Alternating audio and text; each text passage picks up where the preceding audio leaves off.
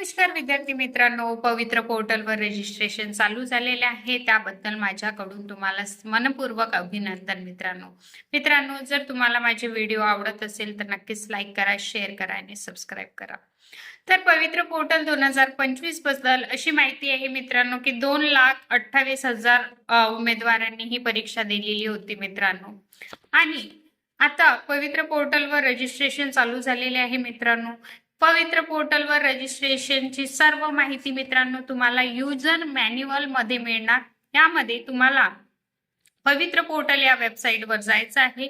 तिथे user manual म्हणून खाली तुम्हाला दिसेल मित्रांनो. तिथं user manual for application form filling वर क्लिक करायचं आहे मित्रांनो. आणि त्यावर तुम्हाला सर्व इन्स्ट्रक्शन दिल्या गेलेले आहे मित्रांनो की पवित्र पोर्टलवर रजिस्ट्रेशन कसे करावं, त्यासाठी काय लागणार आहे, डॉक्युमेंट काय लागणार आहे, हे सगळी प्रोसेस तुम्हाला तिथे एक्सप्लेन केलेली आहे मित्रांनो.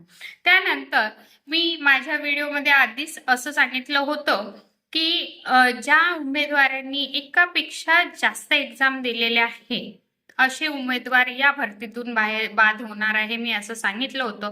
आणि जर तुम्ही नोटीस बघितली, प्रसिद्ध पत्रक बघितलं, त्यामध्ये क्लिअरली सांगण्यात आलेले आहे ज्या उमेदवारांनी 2 ते 3 वेळा एक्झाम दिलेली आहे असे उमेदवार या भरतीतून बाद झालेले आहे. त्यांना या भरतीत प्रवेश मिळणार नाही किंवा ग्राह्य धरले जाणार नाही, म्हणजे ते रजिस्ट्रेशन करू शकत नाही.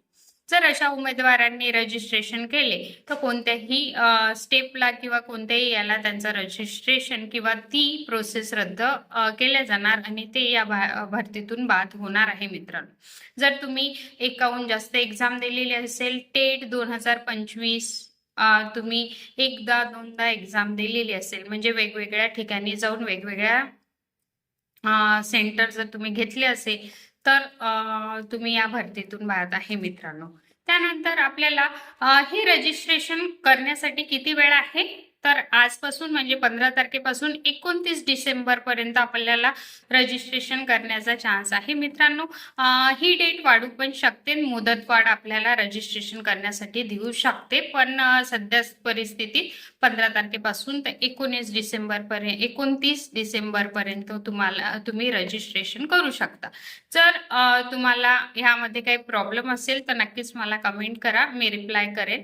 त्यानंतर मित्रांनो, टेट रिलेटेड सगळे व्हिडिओज मी माझ्या चॅनल या यूट्यूब चॅनलवर टाकलेले आहेत, तर नक्कीच तुम्ही हे व्हिडिओ बघा, जेणेकरून तुम्हाला खूप मदत होईल.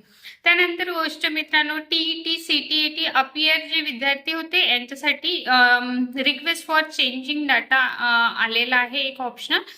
तिथे जाऊन तुम्ही जे तुम्हाला चेंजेस करायचे आहे किंवा तुमचे गुणपत्र झाले किंवा प्रमाणपत्र झाले हे अपलोड करू शकता मित्रांनो. अपियर मुलांसाठी आहे, टीईटी किंवा सीटीईटी ज्यांनी क्लिअर केलेली आहे.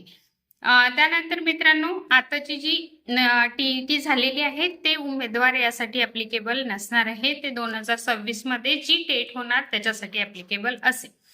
त्यानंतर मित्रांनो बघा, 10वी-12वीची पदव्युत्तर पदवी तुम्हाला पाहिजे, म्हणजे सगळेच डॉक्युमेंट मी सांगितलेले आहे वारंवार. माझ्या व्हिडिओजमध्ये मी डॉक्युमेंट बद्दल बोललेले आहे की कोणकोणते डॉक्युमेंट तुम्हाला पाहिजे आहे मित्रांनो.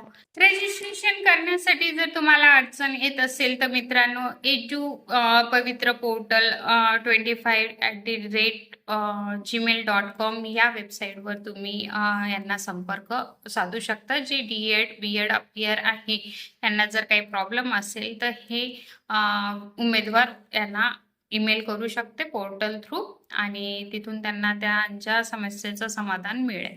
जर व्हिडिओ आवडला असेल तर नक्कीच लाईक करा, शेअर करा आणि सबस्क्राईब करा. धन्यवाद मित्रांनो.